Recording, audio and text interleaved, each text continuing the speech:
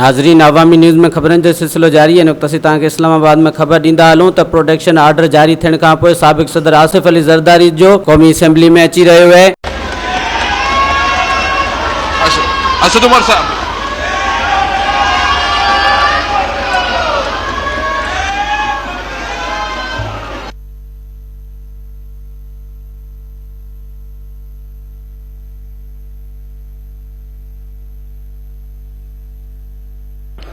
असद उमर साहब प्लीज, असद उमर साहब प्लीज।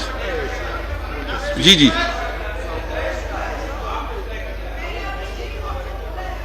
तो आप तशरीफ नहीं लाए थे?